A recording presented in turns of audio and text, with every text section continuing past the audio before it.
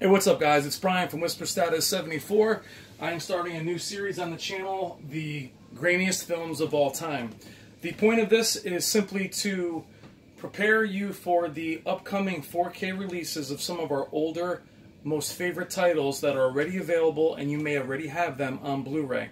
But like video games, you may have forgotten or have made it better in your mind than the 1080p version was. So this is kind of being a little preemptive in terms of preparing you for that 4K release and maybe not purchasing it, as 4K tends to increase the grain structure or making it more pronounced.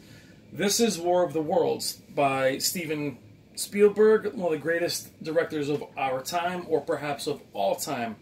And by going through these movies, I'm sorry for the pause bar at the bottom, is, like I said, you're going to start seeing a flood of 4K Blu-rays coming out. And some of you guys are going to purchase films like this unseen, even if you have the Blu-ray version. We've talked about on the channel how the grain structure is more pronounced, and you're very disappointed with that, especially with larger displays. And in a lot of these films, guys, it's not just poor film stock, it's exactly what that director intended. Right now, Steven Spielberg, I cannot argue with anything this guy does. However, his thought process is on his image. In the theater, the first time you see it, not 10 years from now, back when this was filmed under 4K display, he didn't know it was going to exist. So we have to keep that in mind. So this series is basically the grainiest films that I have or I have ever seen. I'm putting them out there. Also, grain lovers, I am not a grain hater. But when I pop in some movies like this on a 75-inch display, it is rather jarring. Now, it's not as jarring on a 200-inch projector that I have upstairs. I'm also far away. That's also 1080p. We're really focusing on 4K, the future of 4K, and getting you ready for 1080p releases that may be very grainy, and I just want you to be prepared for them, and think that some of these films you may want to skip, or until you see reviews on YouTube or online, get it from 5 or 6 different sources. If you hear the grain structure is stronger, you may not want to look at it. First up, we have War of the Worlds. Steven Spielberg, not one of his greatest films. To me, it was an excellent film for the first 3 quarters. Very weak last act. Film is gorgeous, though, in terms of how it was shot. The effects blend effortlessly with the backgrounds, which is sometimes why the grain structure is so strong. Now, since '91, when CGI really took hold in another Steven Spielberg film, Jurassic Park, it's been about blending CG with the background. In other movies of the time, I remember Species and some of those movies back then, CG was so shiny and clearly artificial. Not just in its movement, but it just didn't blend in with the background. It had a very clear line of definition. If you look at this shot right here between the Martian ships or the alien ships coming up and the car in front of it, the ship looks, or the pod looks even more realistic than the actual tangible car in front of it.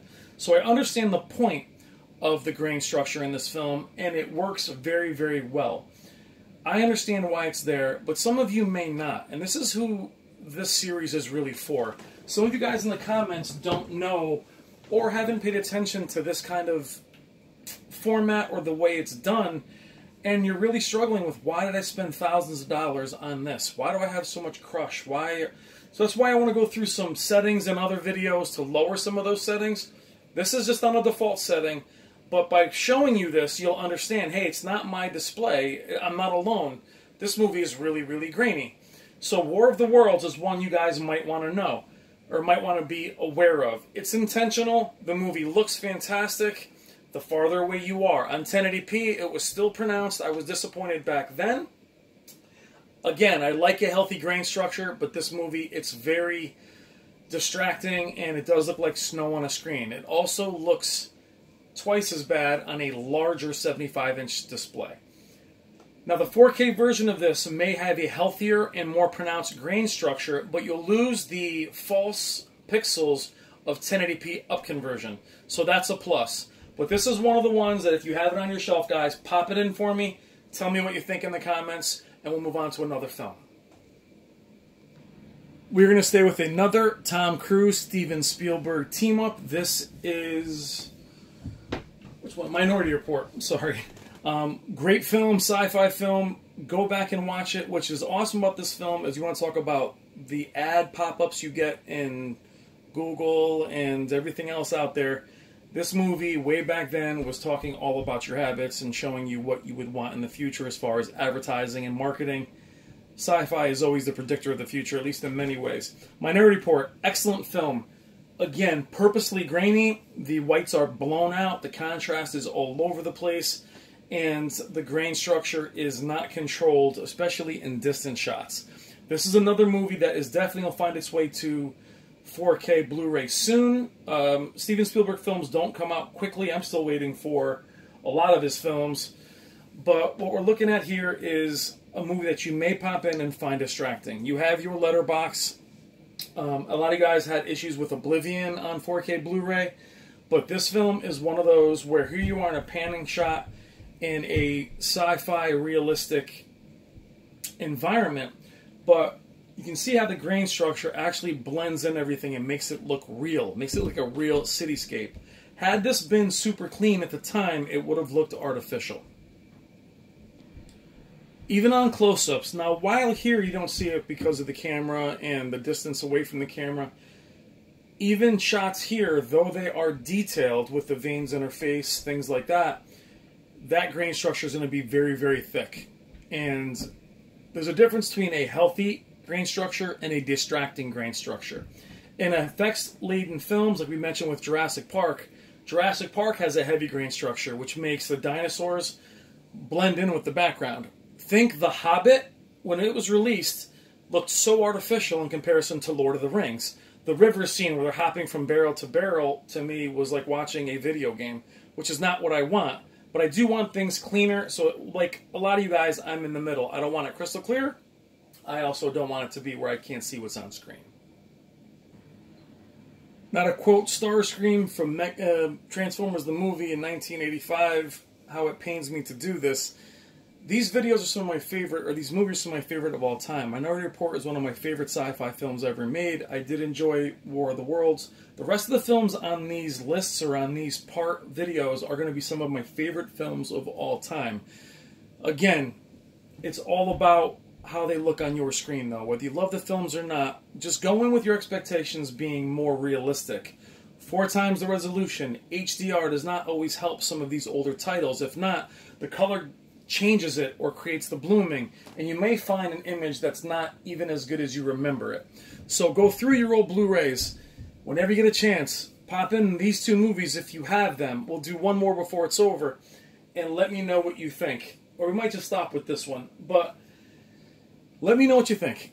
You know, is this series is going to be filmed with primarily some of the older films. You're looking at Jaws, The Fog, some of my favorites. Those are either poor transfers, but a lot of this is going to focus on movies that were grainy on purpose. And perhaps the guiltiest of fake grain is Zack Snyder. 300 was a very revolutionary film at the time, considering it was filmed with all green screen. Unfortunately, it was played to death after this, so it didn't last long or in terms of that kind of production. However, this movie was excellent. It blew me away. I saw it in IMAX. I got it home as it was HD DVD, sorry. And it was one of the first films I saw in 1080p, and I was so upset because this movie is a grain fest. Just like Batman vs. Superman and Man of Steel and Watchmen, this movie, shot completely digital, has an artificial grain throughout the film. 300 could have a video all by itself.